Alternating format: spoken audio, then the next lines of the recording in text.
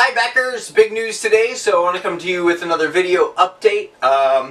There's probably not the best place to start because there's a lot to talk about, but I guess, just looking at my list down here, I guess I want to start just with an apology again. I'm just still so sorry that this has taken, this project has taken so much longer than any of us ever anticipated, and I also therefore just want to thank you again. You've been so amazingly patient and so wonderful, and even beyond that, you've been so supportive and encouraging through the process, and that means the world to me.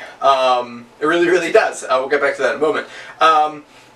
And I also want to say that I understand that to many of you that Halfsies Dice and John Rott and Gatekeeper Games, that this whole entity here, to many of you is just another project that you've backed. And I understand that, and I don't mean that in a negative way. I understand that we all back projects, and some of us back a lot of projects. I've backed a ton of projects, and there's some projects that we're more excited than others, and we just kind of hope that they show up one day. So I understand that, but understand that to me, from the inside out, this project is everything. The work that I do is everything to me. So I'm very excited about the news that I have to bring you today, because when I started Gatekeeper Games, and you can skip ahead if you've been with me from the beginning because you've heard this before, but when I've started Gatekeeper Games in the beginning, I started making games for my friends. Period. End of story. There was no plans, there were no intentions, there was no big dream.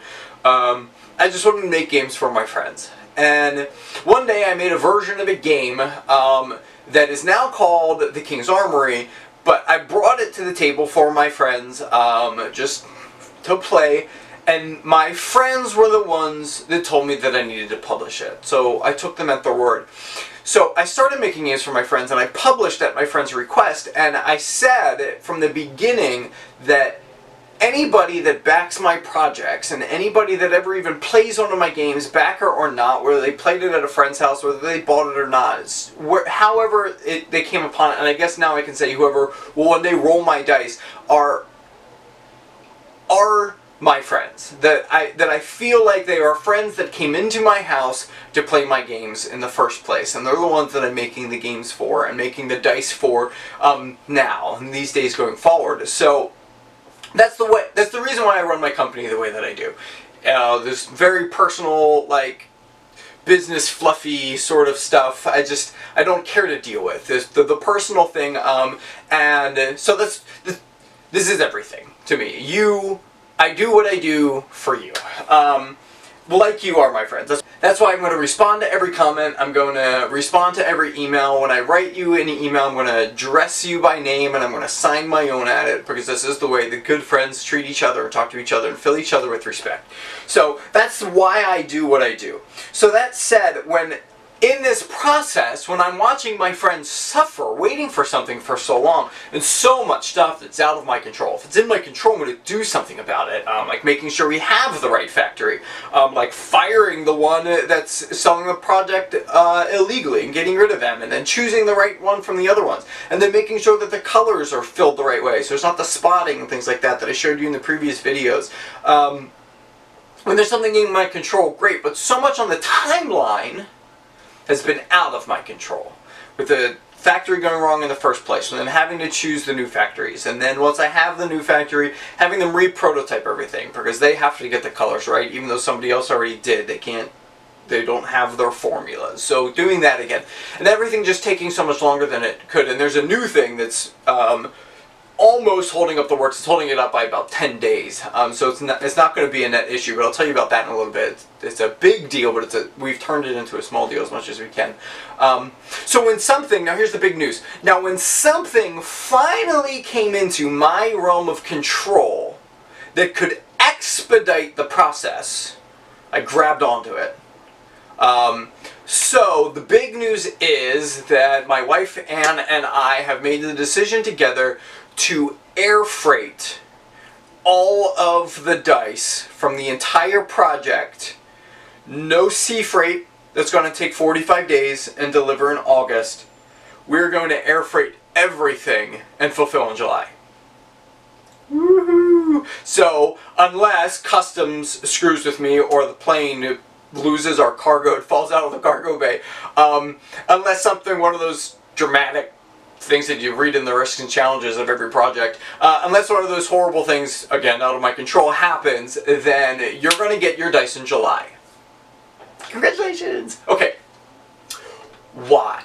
Well, you deserve it. There's something in my power that I could finally do for my friends to expedite the process of the timeline. My friends who have waited long enough and patiently. Something's finally come into my power, I'm going to do it. Okay? John, that sounds expensive. Yes, it is. It's going to cost us $4,989 to pull it off. Yes, you heard that number right. We can round up 11 bucks and call it $5,000 even. It is $5,000 to make this decision. Okay? And if you're thinking, oh my gosh, I'm not sure that's worth it for a month, dude, I'll wait. Thank you for feeling that way. But it's going to happen. I want it to happen for you. There are a couple ways that, I mean, we need to make up that money. It's not like we have $5,000 sitting around. So we've found ways to try to make up that money. So let me tell you a little bit about how we're doing that. I want to make sure I don't miss anything. Check my list here. Okay, how can we afford it? Well, the first way we're going to do that is, as you know, we also had the Project Adapt, the fish battle game. And that also had Halfsies Dice in it. Totally different sets. So those two projects actually are both finishing packing in the factory today. Yes, today. Flag Day. Doubt they celebrate Flag Day in China. But on Flag Day, they are finishing packing into cartons and palletizing all of Adapt and all of Halfsies Dice. It happened that the timelines ended up landing. I hoped for it, but I didn't plan it. That they ended up landing on the same day. So what we're going to do is we're going to combine Adapt and Halfsies, and they're going to ship on the same pallets at the same time. We reduce the number of shipments in half, literally. The net weight ends up the same, but every time that you say, okay, X, Y, or Z company, put this on a boat or a train or a plane and ship it to X country, there are startup costs and there are closing costs, and then you pay for weight in the middle. The startup and the closing costs we're able to combine.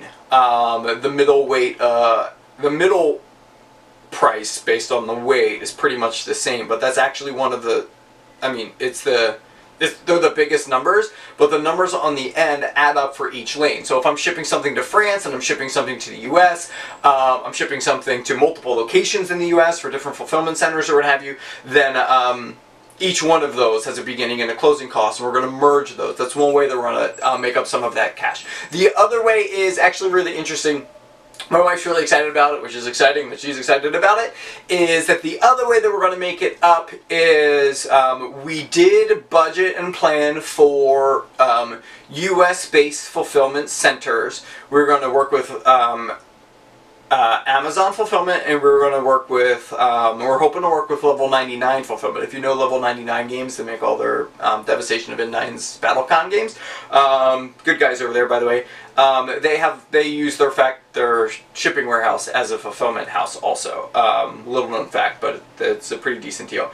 But they're both still more expensive than I can do myself. I don't pay myself.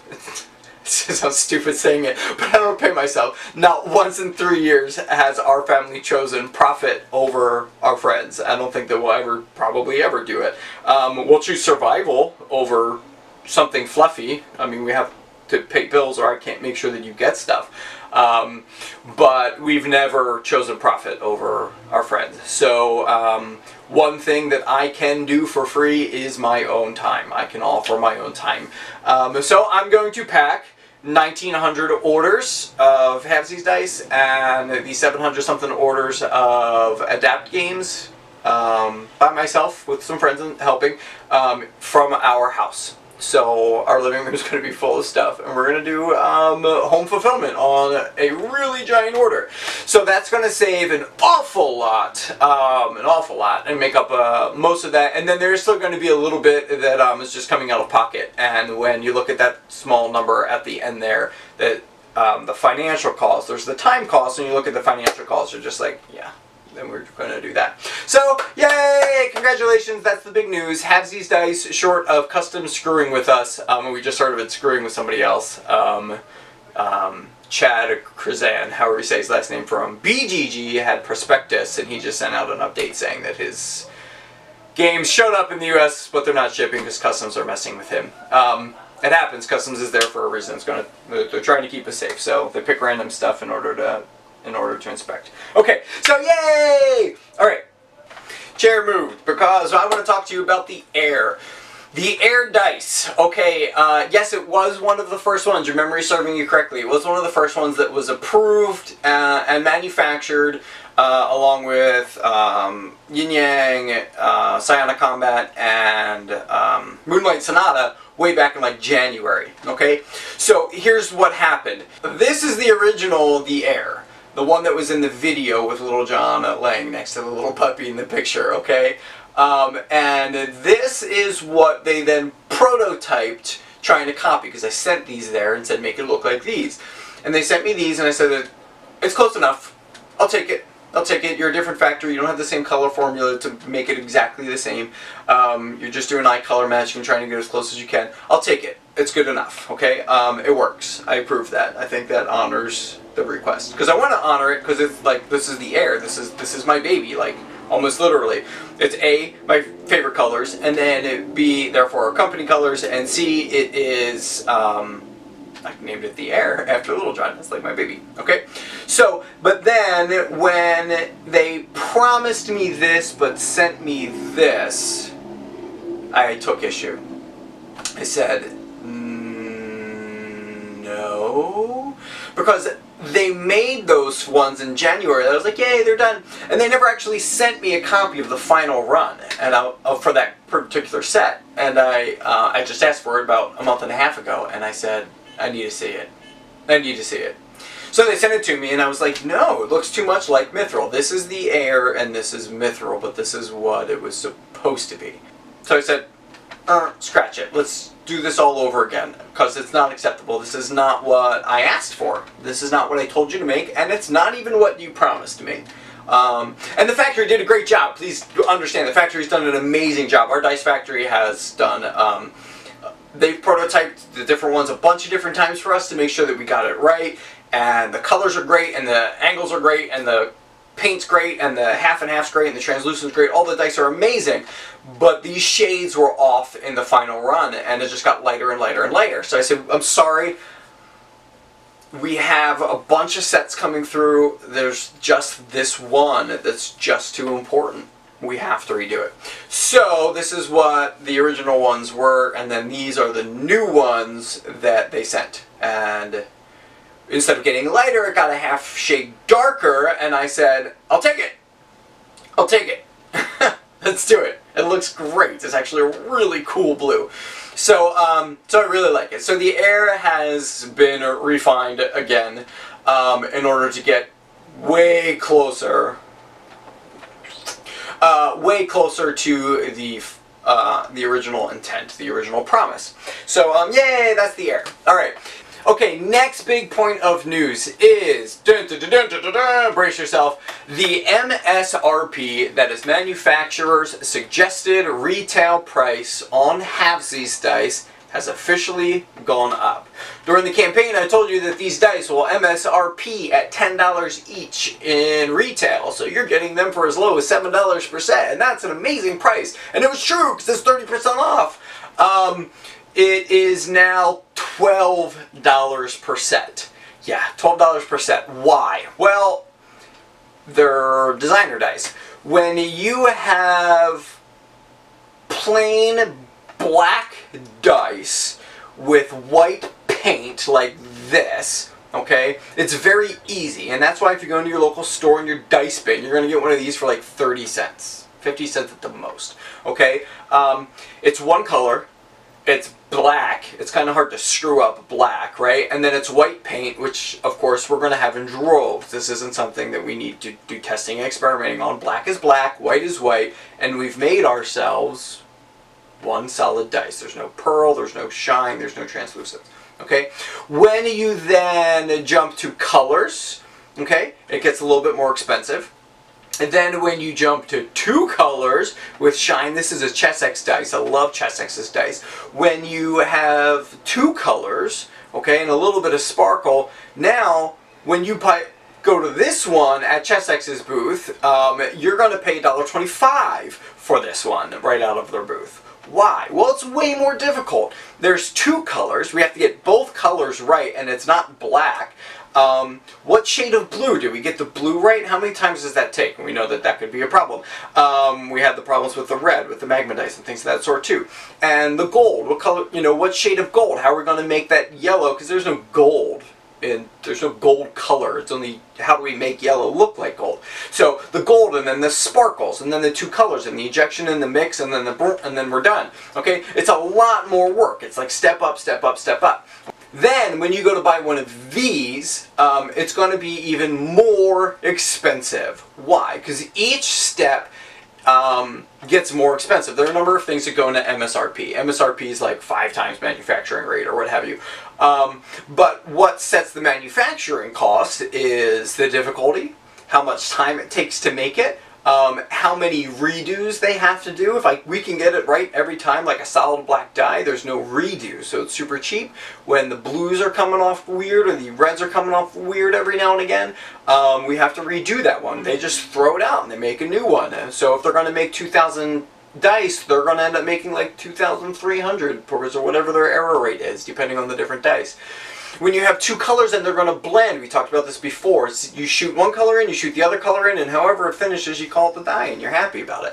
When you must have half and half, and you can't have colors sinking through and bleeding with those spots that I showed you in that other video, it's even harder, okay? Our dice are also, in addition to 2 colors, and the little sparkliness that they have, they are also that half and half arrangement, which is incredibly difficult. Our factory was ripping their hair out trying to get it right on some of the sets.